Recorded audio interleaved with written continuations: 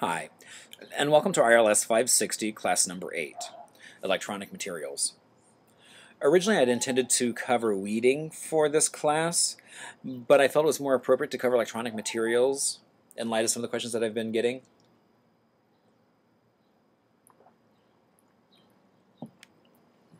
So here we go.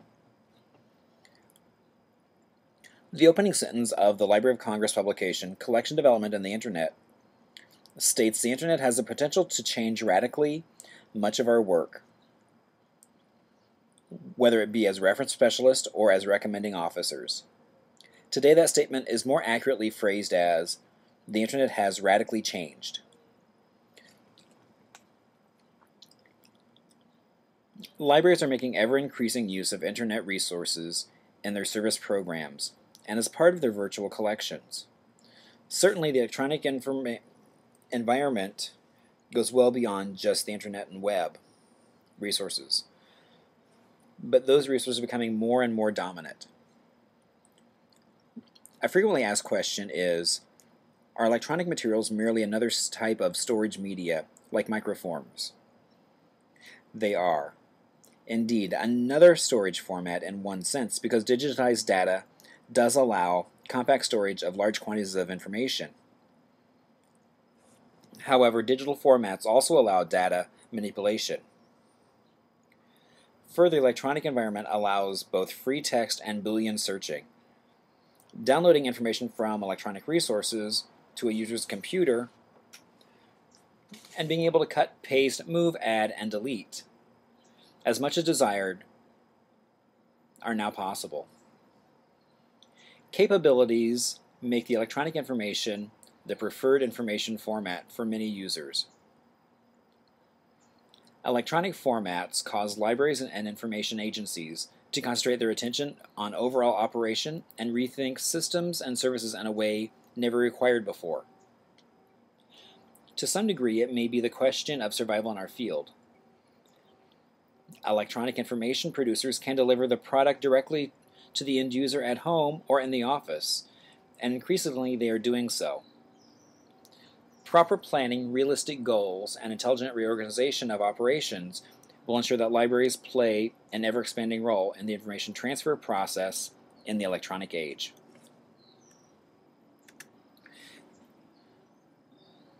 The electronic environment creates multiple challenges for libraries and information agencies. Print versus electronic, access, fee versus free, and the librarian is gatekeeper.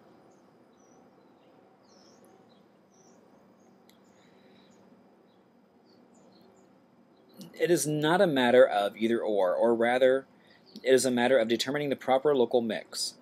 Clearly, one cannot make the necessary judgments about these issues without knowing the local user, what information they want and need, how and where they use the information, what type of equipment they have, what network and telecommunication capabilities exist, and what monetary and equipment resources are available to the library or information agency. Print and electronic information sources are both complementary and competitive. Users with an interest in historical information and data certainly will require, in most cases, print collections, because a bulk of the e-resources don't tend to date pre-70s. Though that's changing, but not very quickly, because most of the information is focused on current. One obvious advantage of print sources is that they don't malfunction, can be used in a variety of locations without having to consider power, network, connections, and similar technical issues. However, electronic sources have a clear advantage in terms of locating and manipulating information. They also don't require physical storage space, which can serve as a major issue with print collections. In many cases, it's imperative to have an understanding of the end user preferences for print and electronic information. Electronic materials and methods of information dissemination present the opportunity for libraries and information agencies to provide access to more resources than they can realistically expect to acquire and house. Access can be directed to a user's home or workplace, allowing end users to make independent choices about what they want, from what source, how quickly.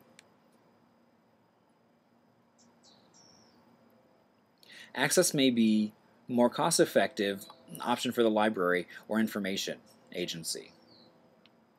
The balancing of individual and institutional needs raises the issue of fee versus free. There's a long-standing tradition of free in libraries. Although maintaining this tradition is the goal of many information professionals, it has been some time since all services were free. Charging for services began with charging for photocopies, and the practice has expanded steadily over the years. In the electronic environment, it's easy to associate service cost with individual users, and there are a great variety of costs.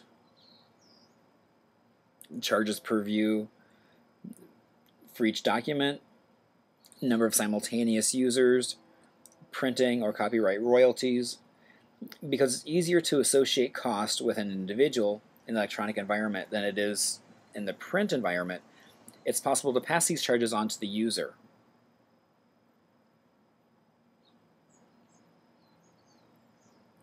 How far one goes in charging fees depends on the local situation and the service community and its expectations of the library.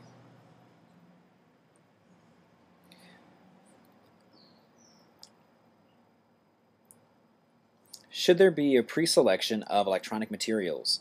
In pre-selection, the Library or Information Center plays the role of gatekeeper, rather than letting users choose from among information resources independently.